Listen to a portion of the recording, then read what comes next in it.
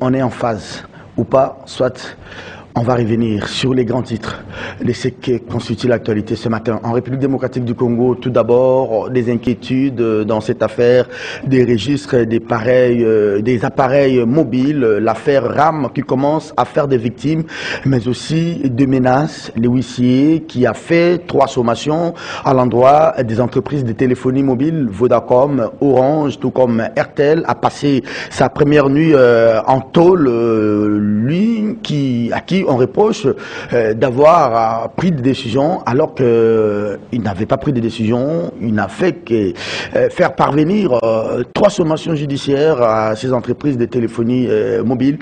Cette affaire RAM prend des allures inquiétantes. J'en parlais d'ailleurs le mardi dans cette émission avec l'avocat du parti civil, maître Hervé Diakessé, qui s'inquiétait du fait des menaces dont il était victime. Et ces menaces ont été concrétisées avec l'interpellation de ces huissiers de justice. Finalement, d'ailleurs, aussitôt, l'opinion publique avait pris à bras de corps cette question au niveau du tribunal des commerces Kinshasa-Gombe.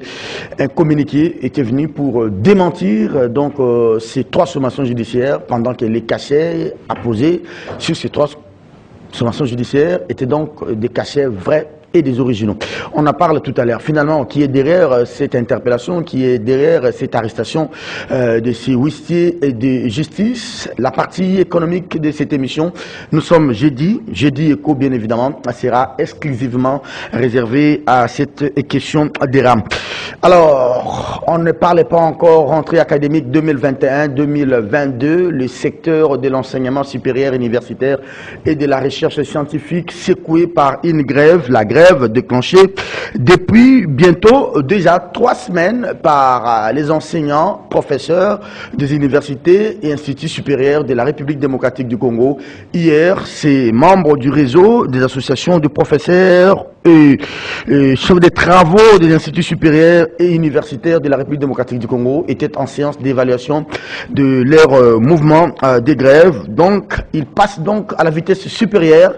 Une grève sèche encore de 21 jours et ils mettent en garde tous les comités de gestion des universités et des instituts supérieurs qui oseront appeler les professeurs à reprendre les cours sous peine de saisir les cours des tribunaux. En tout cas, il faut s'intéresser à cette question. D'ailleurs, la semaine dernière, les étudiants, on les sentait déjà projeter des manifestations pour pousser le gouvernement à répondre au cahier des charges des enseignants. Ces cahiers des charges reprend donc 4 grands points. Nous allons revenir sur cela. La mise en garde des députés qui se réclament de la dynamique des 26 provinces. Ils accordent 3 jours au président de l'Assemblée nationale. Christophe Mbosso Kodiampwanga doit pouvoir, selon ses députés, s'émanciper de l'institution président de la République. Qu'est-ce qu'ils attendent de dire par là? Pour ces députés, donc, ils pensent que l'Assemblée nationale est ni plus ni moins inféodée à l'institution président de la République. Le mal, selon eux, est profond et que tout mandat, au terme de l'article 101 de la Constitution, alinéa 4 et alinéa 5, tout mandat impératif est nul. Mais aujourd'hui, ils estiment que l'Assemblée nationale ne joue plus son rôle. Les députés sont exposés. Ils sont aujourd'hui exposés, donc, et ils sont assujettis à l'institution président de la République. Cette dynamique des députés des 26 provinces menace même de pouvoir récolter plus de 251 signatures pour convoquer une session extraordinaire qui va déboucher à la déchéance de tous les membres du bureau de l'Assemblée nationale. Que se passe-t-il pendant que ces parlementaires sont à vacances parlementaires? Des menaces contre le président de l'Assemblée nationale. Le problème vient d'où? Pendant que l'un d'entre eux, qui est le premier vice-président, est encore sous le coup de menaces et des pétitions des députés membres de l'Union sacrée, des désaveux et qui tombent et qui pleuvent chaque jour. Merci de votre fidélité. Kiosque, nous allons revenir, si le temps nous le permet, sur la 2e journée des États généraux de la communication et des médias. Les ministres porte-parole, Mouyaya Patrick Katemboué, a fait la ronde de 3 grandes commissions hier au centre Nganda. Les défis, ce n'est pas ces assises, mais les défis, c'est l'application ou l'applicabilité de ces résolutions, c'est-à-dire l'après-travaux de Santanganda. Faustin Koudiassiala, il est de Econews. Faustin, bonjour. Oui, bonjour Serge. Bienvenue à vous. Merci, pareillement. À Econews, à la une ce matin. Bon, on est en train de préparer l'édition de demain. Demain, oui. On n'a pas encore quelque chose de précis. L'édition d'avant-hier. D'hier. L'édition d'hier, évidemment, on est revenu sur les états généraux de la communication. On embraye rapidement là-dessus, oui. Bien sûr, bien sûr. Mais ce qu'on a retenu beaucoup plus, c'était l'appel du chef de l'État, quand il parlait du travail de salubrité médiatique. Moi, je considère ces états généraux comme une occasion de nous remettre en cause, évidemment, parce qu'il y a trop de problèmes au niveau de la profession. Et j'espère que les amis qui se sont retranchés au niveau de Centre Nganda ont pris conscience des enjeux. J'en fais partie. Hein. Et qu'ils vont nous produire, évidemment, bon, toi qui es dedans, et qu'évidemment, ils vont nous produire un travail qui va finalement inaugurer un nouveau départ. En tout cas, c'est ce que nous espérons tous. Mais vous, personnellement, vous pensez qu'il y a des choses à revoir, il y a des choses à redire.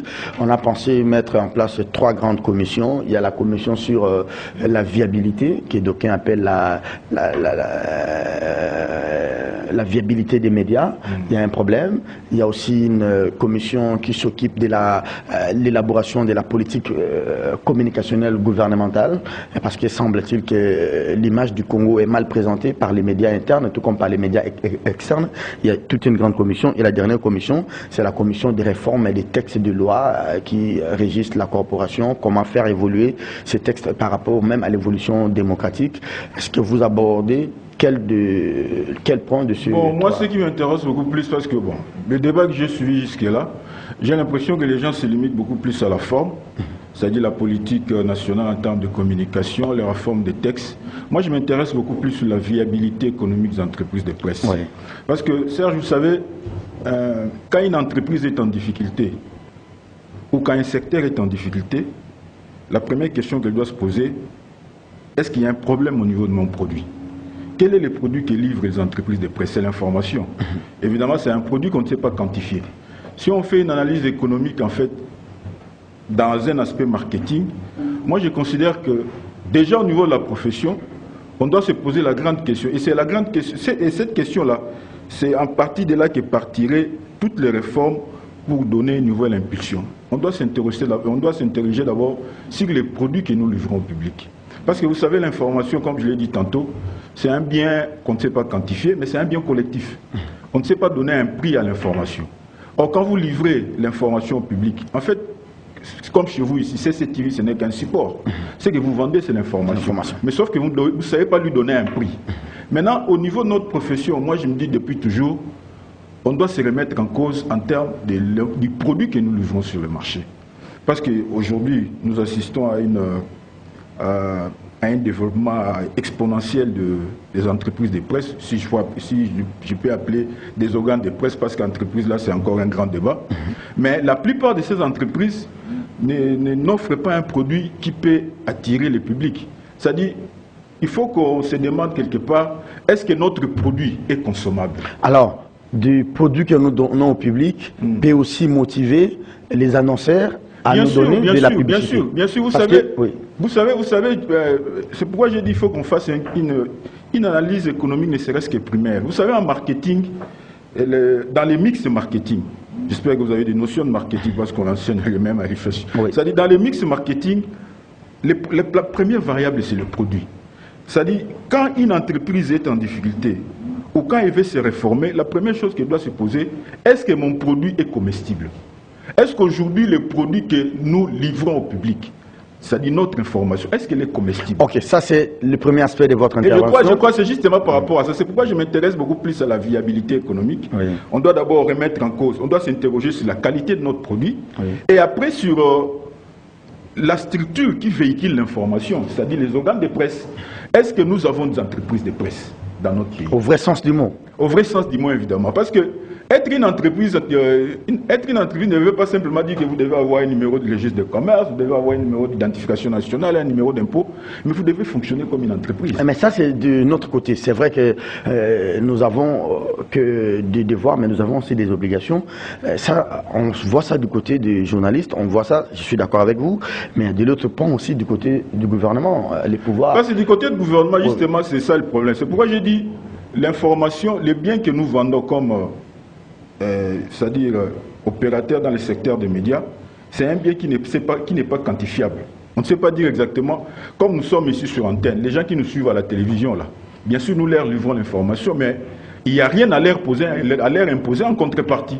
C'est-à-dire, nous ne savons pas vendre notre produit. C'est pourquoi, à ce niveau-là, comme des entreprises de presse, ce sont des entreprises qui évoluent dans un créneau tout à fait particulier, et comme ils sont en train de participer à l'effort de l'éducation. C'est-à-dire, les entreprises de presse, c'est comme si... Nous rendons aussi service quelque part. Justement, c'est comme si c'est une continuité de l'action publique. Ah, oui, oui. C'est-à-dire, ce que l'État ne sait pas faire, nous le faisons en rendant l'information publique. Alors, donc, il faut que quelque part aussi, l'État puisse aider ces entreprises en termes de subventions. Alors, est-ce qu'on va se limiter en termes de subventions? Parce que c'est l'État qui nous donne ce que Willy Kalinga a appelé hier, l'écosystème. Il doit quand même nous donner les conditions optimales. Vous savez, aujourd'hui, on en a débattu hier. D'ailleurs, c'est la commission là où moi je siège.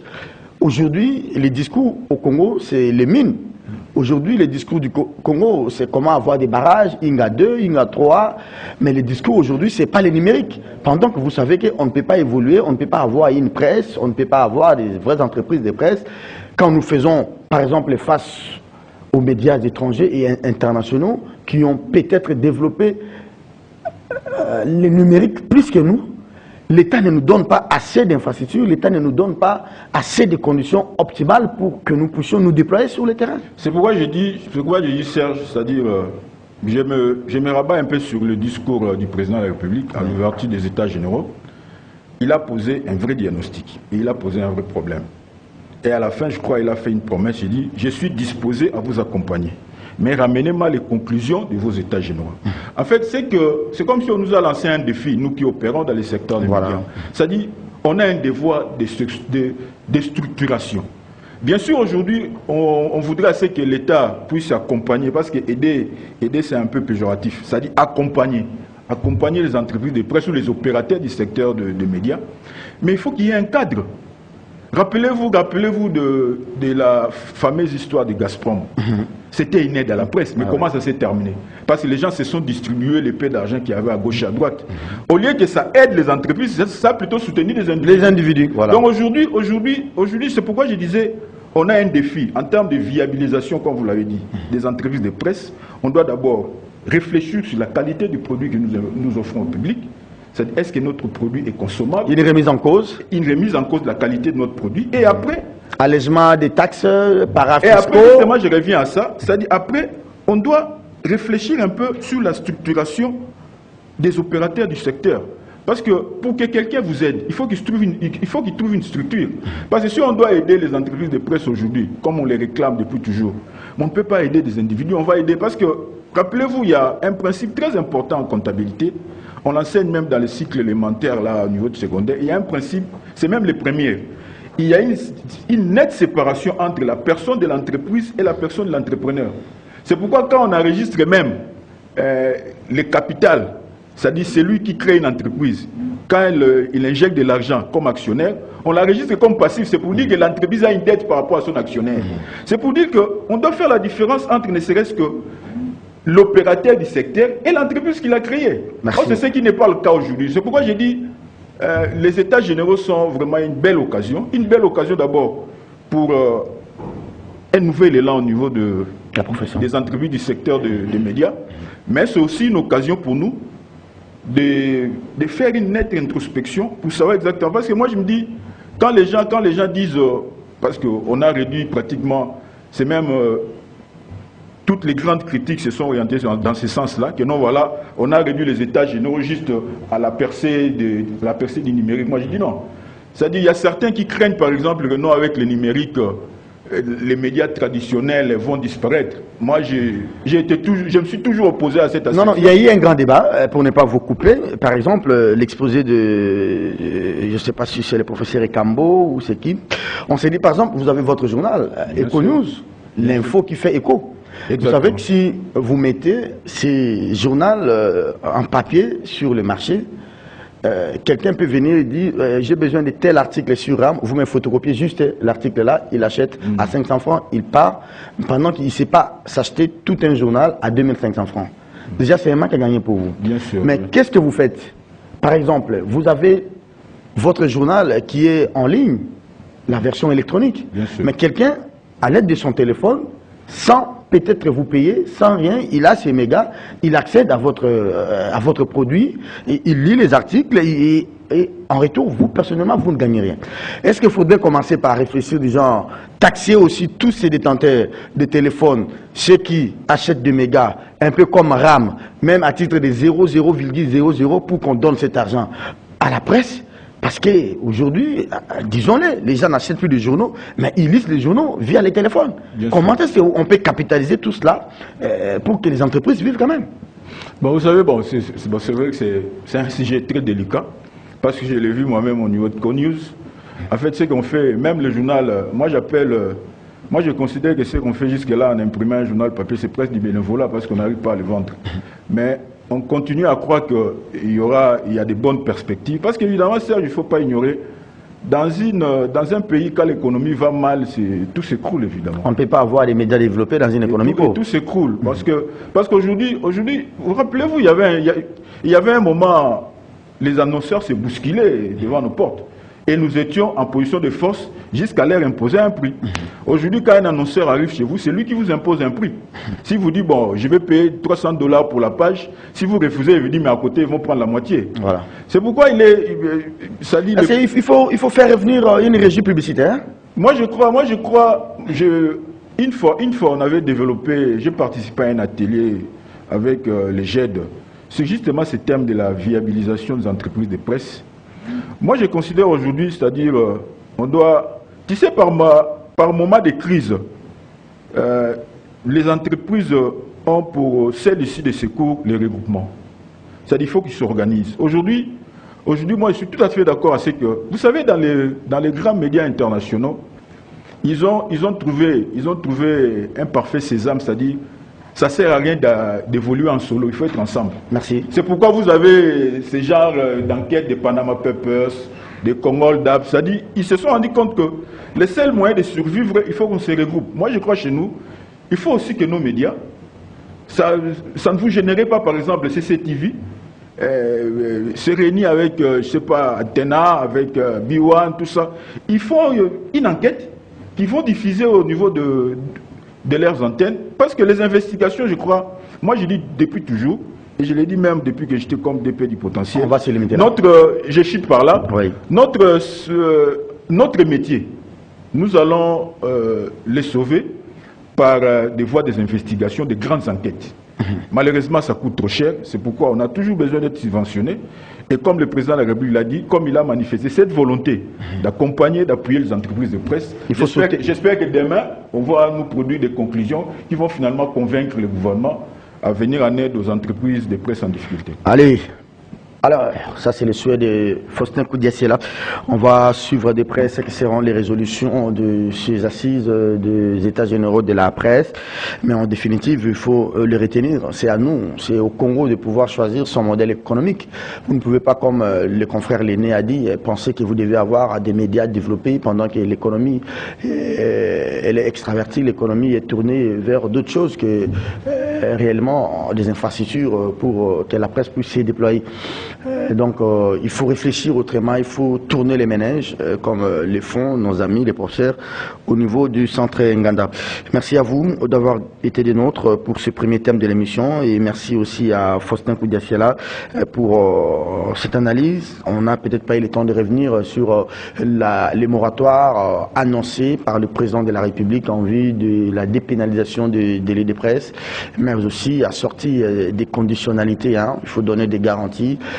Faustin parlait tout à l'heure des produits que nous mettons sur la place publique, que nous donnons à vous, chers consommateurs. Est-ce que ces produits-là vous enchantent? Est-ce que ces produits-là racontent effectivement vos attentes? C'est à nous de nous poser cette question, de nous remettre en cause. Au-delà du produit, moi je vais ajouter, un peu comme Faustin, quel est l'agent qui forme le produit?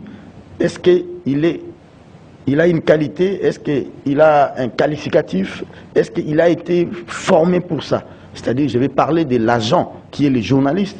Est-ce que ce journaliste-là est passé par les bancs de l'école? Peut-être pas tous, mais est-ce qu'il est venu dans une profession? Il a appris les B.A.B.A., les ABC de la profession? C'est aussi ça. C'est aussi ça. beaucoup de choses et voilà pourquoi nous sommes en train de réfléchir au Centre Nganda sur ces différentes questions. L'affaire du registre des appareils mobiles RAM qui fait des victimes, Maître Hervé Diakessé en parlait, Diakessé aujourd'hui, Koudiassi est là. Allez, bon. C'est pas des onomatopées, hein. En tout cas, ça n'a rien à voir. Hervé, Faustin, c'est l'huissier qui passe sa première nuit à Makala. J'ai suivi d'abord les communiqués avant-hier du tribunal de commerce pour démentir ces sommations judiciaires. Mais quand j'ai revu ces 3 sommations judiciaires, c'est vraiment des sommations, comme on dit, originales avec des cachets et déposés. Il y a un problème entre les huissiers et les tribunaux de commerce? Bon, Serge, vous savez dans cette affaire de RAM, là, bon, évidemment, les Français nous disent ou nous rappellent depuis toujours que ce qui se conçoit bien s'énonce clairement. Et les mots pour le dire. Et les mots pour le dire arrivent tout évidemment. Aisément. Voilà. Depuis toujours, cette affaire de RAM est entourée d'une opacité telle que j'ai l'impression que ceux qui nous dirigent, ils n'arrivent jamais à saisir les messages de ce qui se passe ailleurs. Je mets une parenthèse. Vous savez, aujourd'hui, on est en train de se plaindre sur ces coups d'État là au niveau de l'Afrique de l'Ouest. Évidemment, on ne les souhaite pas chez nous, parce qu'on a déjà pris le train de la démocratie. Il ne faut pas que quelque chose d'autre puisse les dérailler. Et les Mali aussi, après les élections aussi. Hein. Qu'est-ce qui s'est passé là-bas, évidemment? C'est juste, vous savez,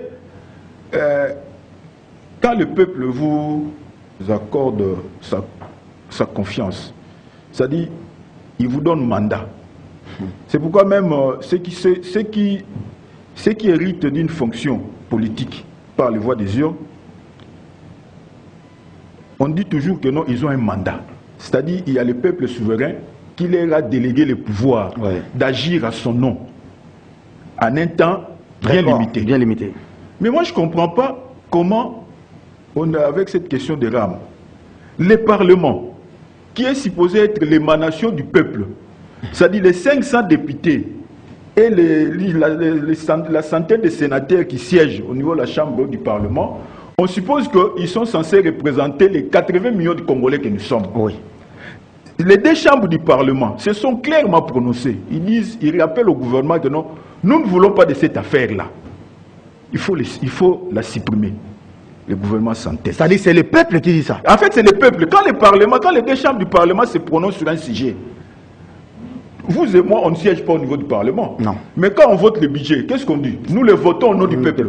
C'est-à-dire les 500 députés et les 120 sénateurs, là, ils forment un bloc de 620, ils sont censés nous représenter, nous, les 80 millions de Congolais. Les 2 chambres, là, les 2 se réunissent, ils disent au gouvernement, nous refusons cette affaire. Et ils motivent correctement leur position, ils disent, on a fait la reddition des comptes du budget 2021, on n'a retrouvé aucune trace des revenus provenant de la taxe RAM. Et même les projets que vous, gouvernement, vous venez soumettre à notre examen, on ne retrouve aucune trace de cette taxe. Même l'ECOFIN de l'Assemblée l'a dit. Justement, c'est-à-dire, là je parle de l'ECOFIN.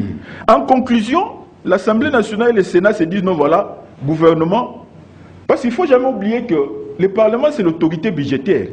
En fait, le gouvernement n'est là que pour exécuter. Ce n'est pas pour rien que quand le gouvernement élabore le budget, il va le présenter au Parlement pour qu'il valide. Et le Parlement fait même des réajustements. Et le Parlement fait des réajustements, il les renvoie par la suite au président de la République pour promulguer, de façon à ce que ça revête maintenant, que ça devienne une loi. C'est ça la procédure. C'est-à-dire, c'est pour dire que le gouvernement ne peut jamais aller à l'encontre de ce que dit l'Assemblée nationale ou le Sénat. Ni le gouvernement, ni le président de la République. Ni encore, moins encore le président de la République. Parce que même, vous savez, on ne peut pas revenir encore sur ce qu'on dit depuis toujours. Entre l'Assemblée nationale, le gouvernement et la présidence, celui qui est responsable devant l'Assemblée nationale, c'est le gouvernement, ce n'est pas le président de la République. Le président de la République n'a de compte à rendre qu'à ceux qui l'ont élu. C'est ça le principe. Mais dans la gestion de l'État, celui qui rend compte à la représentation nationale, c'est le gouvernement. C'est qu'aujourd'hui, avec tout ce qui se passe au niveau de la taxe RAM, on se demande finalement, est-ce qu'on veut défier la population? Parce que la population estime que cette affaire-là, d'abord, on se plaint de la modicité du pouvoir d'achat du Congolais moyen.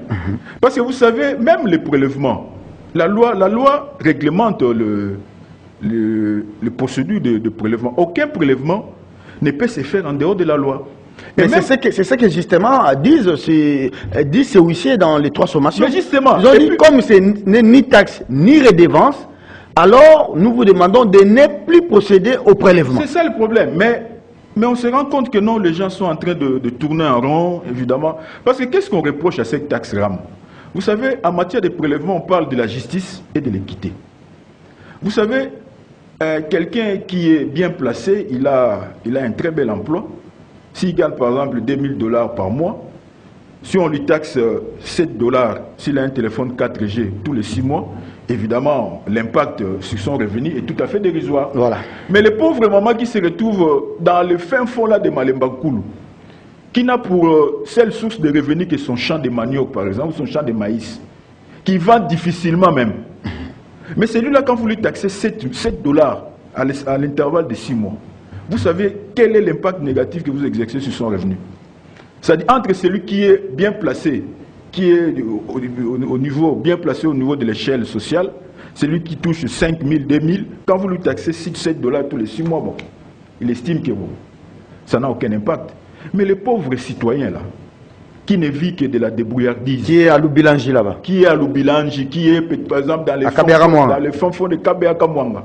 Vous les taxez de la même manière qu'un nanti, un bourgeois, mais c'est injuste. C'est pourquoi moi, par rapport à ce qui se passe au niveau de la taxe RAM, je dis, de la même manière qu'on a décrété l'état de siège là, pour l'insécurité à l'Est. Pour l'insécurité à l'Est, j'ai l'impression que maintenant, ceux qui nous dirigent, ils ont décidé de décréter un état de siège avec nos téléphones. Mais moi, je crois que c'était en des termes un peu plus clairs. Nous sommes aussi des journalistes. Nous ne pouvons pas avoir la langue de bois, chers confrères et chers aînés. Kabound vous a dit, quand il y a eu cette sorte de tollé avec cette histoire des rames, avec les députés et les premiers ministres, que c'était une affaire du président lui-même. Il y a des audios que Jeune Afrique nous avait balancés. Bien sûr. Bien sûr, mais qu'est-ce que vous voulez encore? Qu'on arrête un huissier de justice qui n'a fait que faire parvenir une sommation judiciaire. Une sommation n'est pas en fait une décision judiciaire. C'est ça. Mais comment on arrive jusqu'à appréhender un agent de l'État, des services de l'État, parce qu'il n'a fait que son travail? C'est ça justement. C'est-à-dire qu'au-delà de l'Assemblée, au-delà du Sénat, il y a un homme fort, plus que le peuple, qui bénéficie de cela. Mais je pense que s'il y a un homme fort dans ce pays, ça doit être le peuple. Si ce n'est pas le peuple, ça doit être le président de la République. Mais si le président de la République, qui a suivi le débat à l'Assemblée, qui a suivi ce que ce huissier de justice a fait hier, avant-hier, et qui suit ce débat, il laisse faire. C'est-à-dire quoi? La conclusion, c'est quoi? Mais c'est là où justement ça, il faut se poser une question. C'est pourquoi j'ai rappelé tout à l'heure là, ce qui se passe en Afrique de l'Ouest. Je suivais avant de venir chez vous ici, je suivais un audio de la sénatrice Mouyumba quand il interpelle les dirigeants africains. Revenez vers votre peuple. Prenez le temps d'écouter le peuple. Ça ne sert à rien de défier le peuple, parce que lui, le souverain primaire. Parce que tôt ou tard, il finira par vous sanctionner. Vous savez, on dit toujours la vengeance est un plat qui se mange froid. Chez nous, ici, on est en train de ruminer un certain nombre de frustrations. On se dit, bon, de toute façon, j'ai le pouvoir. C'est moi qui ai l'impérium, donc j'ai un peu imposé. Non, on pense que pour une question des rames, on ne peut pas renverser un pouvoir. C'est ça. Non, c'est-à-dire... On minimise toujours. Vous savez, généralement, une révolution, évidemment, nous l'assurons pas chez nous, ou un soulèvement part toujours des faits qu'on considère comme anodins. On se dit, ce sont des épiphénomènes, ça finira par se tasser. Parce que moi, je crois, le chef de l'État, pas c'est lui qu'on doit interpeller. C'est lui le garant de la nation. Parce que c'est lui qui a reçu mandat du peuple pour le gouverner, pour conduire la nation pendant 5 ans. Votre peuple vous dit que non, nous ne voulons pas de cette affaire-là. Vous ne l'avez pas écouté parce que ce sont des voix un peu éparses. On s'est dit, bon, c'est juste la foule qui crie.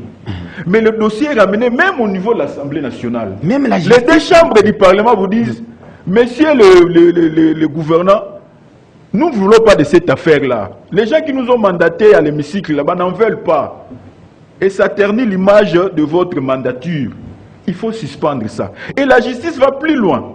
La justice va plus loin. Ils disent donc, en vertu de la loi, je n'ai trouvé aucun justificatif qui motive à ce qu'on continue à prélever la taxe. Et après, on se rend compte que non, voilà, il y a le pauvre huissier de justice. Il n'a fait que son travail, évidemment. Parce qu'il y a des gens qui ont signé. On aurait même souhaité, Serge, qu'on interpelle les gens qui ont signé. Parce que le document qui circule sur le net, c'est marqué original. Ça vient tout droit du TRICOM de la... Alors c'est ça l'état de droit voulu par les présidents et pour lequel l'IDPS en a fait son cheval de bataille pendant 37 ans. Un huissier qui fait son travail, c'est ça l'état de droit, on les prend, on les jette en prison. C'est ça l'état de droit. Bon, évidemment, c'est pourquoi j'ai dit, s'il y a quelqu'un qu'on doit interpeller, parce que vous savez, quand nous, peuple, parce que là je ne parle pas comme journaliste, je parle comme un peuple, quand nous, peuple, on doit se plaindre quelque part, la première personne qui est visée, c'est le président de la République. Parce que tous les autres, là, ne sont que des produits dérivés. Le Premier ministre, il est nommé par le président de la République. Les ministres, on ne peut pas interpeller aujourd'hui qui bat ça.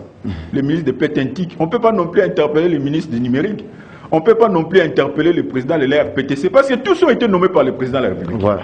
Et vous vous rappelez même le président de la République, pendant son périple dans les Kassai, il s'est dit que non, il ne savait pas que non, le prélèvement de la taxe RAM, c'était sur les crédits qu'on recharge avec nos téléphones. Ça, c'est encore flagrant. Donc c'est pourquoi aujourd'hui, je crois, à notre édition de lundi, et qu'on nous est revenu sur ces problèmes-là, bien sûr, on s'est refusé à faire un quelconque bilan à mi-parcours de 3 ans du président de la République. Mais c'est parmi les scandales. Mais on s'est dit que le président, s'il vous plaît, monsieur le président, vous n'avez plus que 2 ans. Et ces 2 ans-là, ce sont vos 2 ans pour convaincre. Ce sont vos 2 ans pour faire voir que réellement vous étiez là pour servir le peuple. Ce sont les 2 ans pour donner un contenu à votre slogan, le peuple d'abord. Or, ce qui se passe autour de la taxe RAM là, c'est justement le peuple en dehors. On n'est plus dans le peuple d'abord. Merci beaucoup, Faustin Koudia-Siala. Est-ce que ce huissier a commis une infraction en allant déposer ses sommations? En tout cas, on aura besoin de Maître Hervé Diakessé la semaine prochaine. On aura besoin de tous ces avocats qui défendent la question du RAM. Cette question qui divise aujourd'hui la société, ces prélèvements. On ne dit même pas que c'est un impôt, moins non plus une taxe.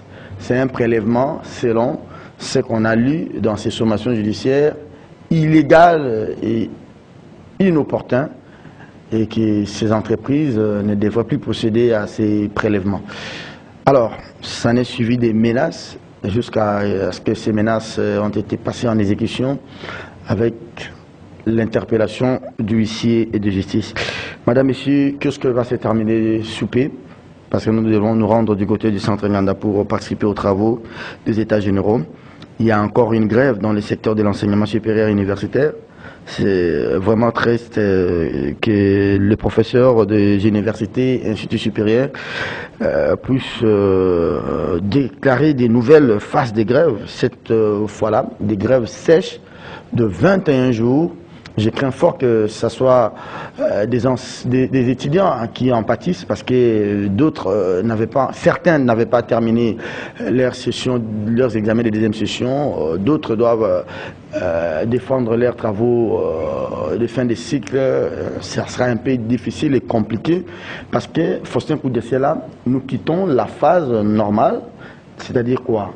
La première phase, pas des rentrées académiques 21-22, mais on avait quand même laissé aux enseignants de continuer les délibérations pour l'année qui vient de s'achever, mais aussi suivre des défenses des mémoires et des TFC. Mais maintenant, depuis hier, la phase, elle est critique. On a dit grève sèche. On arrête même les délibérations, on arrête même les soutenances pour l'année dernière. Ça, c'est vraiment, il faut craindre. Donc tout s'arrête évidemment. Oui. Vous savez, Serge, ce problème, bon, le cas de ce qui se passe à l'ESSOU, ce n'est qu'un échantillon par rapport aux nombreux problèmes qui rongent notre pays. Vous savez, dans un dialogue social, quand il y a déjà une rupture de confiance, tout s'écroule.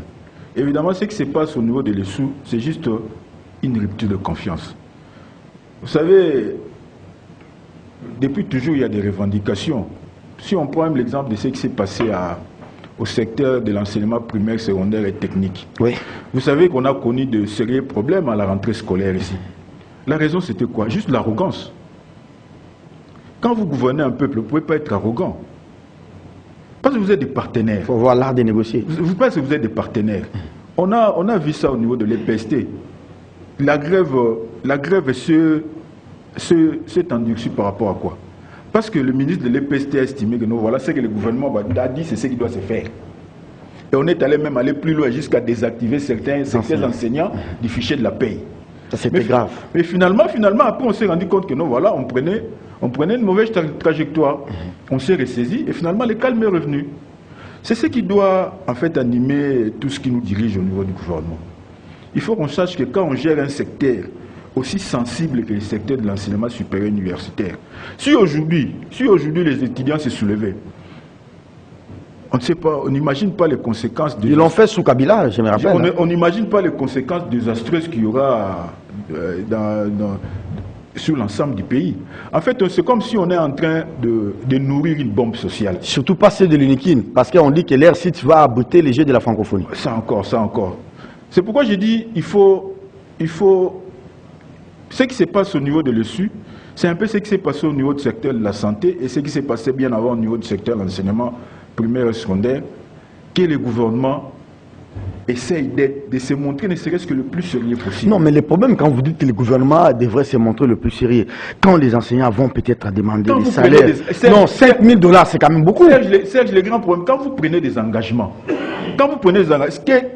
que les enseignants, tu sais, en termes de négociations, syndicales ou ainsi de suite, on se fixe toujours une barre. Oui. C'est pas que quand les enseignants demandent 5 000, on va leur donner 5 000. Les premières revendications, ils disent que non, avant on nous payait 2 000 $, mais après avec l'effritement de la monnaie nationale, on se rend compte qu'on est en train d'approcher la barre de 1 000 $. Voilà. Parce qu'on vous paye normalement, les salaires c'est 2 000, mais quand on est à l'époque c'était 2 millions, 2 millions de francs. Voilà, quand on doit l'indexer au taux d'échange, tous les salaires est presque parti. C'est pourquoi il repose le problème.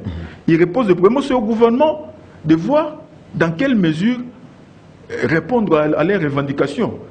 Parce que cette politique de rejet, c'est ce qui crée des frustrations. On ne sent pas vraiment le ministre Nzangi. Bon, on parle de lui parce que c'est lui qui dirige le secteur.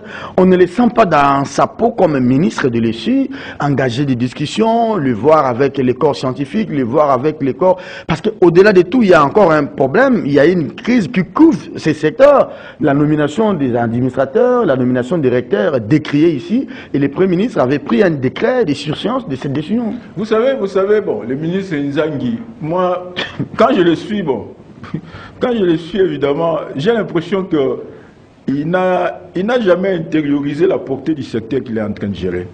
Vous savez, depuis son arrivée dans ce ministère... il a signé beaucoup de diplômes. Il va en fait... Ce qu'il adore beaucoup plus, sa politique, c'est CRR. Vous savez, c'est-à-dire, même quand il a suspendu ou il a fermé certains établissements publics, vous prenez un arrêté, le lendemain, vous dites, non, voilà, il y a eu des erreurs, il y a certains établissements qui doivent être réhabilités, ainsi de suite. Donc, je crois, il faut remettre quand même du sérieux dans ces... Et pourtant, c'est un bon parlementaire. On a dit qu'il était un meilleur parlementaire. C'est un bon parlementaire, c'est pas un bon ministre. C'est tout le problème. C'est un bon parlementaire, mais il n'est pas un bon ministre. Donc, c'est pourquoi il faut que le gouvernement se ressaisisse. C'est-à-dire, il ne faut pas ouvrir un front que vous ne saurez jamais maîtriser. Le professeur pose un problème qui est réel. Oui. Il pose des revendications qui sont correctes. Reprenons les négociations. Ce sont ces gens-là qui nous ont formés, Oui. Et on ne peut pas accepter que ces gens-là soient clochardisés de cette manière-là. Mais c'est au gouvernement de se mettre d'accord, de se réunir, de se retrouver autour d'une table. Et que quand vous prenez, le plus grand problème, c'est-à-dire quand vous prenez un engagement, sachez au moins l'honorer. Mais si vous n'êtes pas à mesure d'honorer l'engagement, ne le prenez pas. C'est ça le problème. Pour terminer, j'aimerais que vous puissiez quand même donner un avis technique comme économiste. Cette question de la redistribution des non-richesses. On vous dit un député touche au-delà de 11 000 $. Et ils sont à 500. Un sénateur qui touche plus de 7 000 $. Un député provincial, ça dépend des provinces, c'est pas moins de 5 000 $. Mais nous avons pas plus de 3 500 professeurs dans notre pays. Y a-t-il pas de mener une politique distributive de nos richesses? C'est-à-dire, on ne peut pas comprendre que quelqu'un, parce qu'il est très populaire, un pêcheur ou un grand chasseur du village de chez moi, à Kotakoli, chez ma mère, un chasseur très connu, il s'est fait élire député et il vient, il touche 10 000 $ par rapport à un enseignant.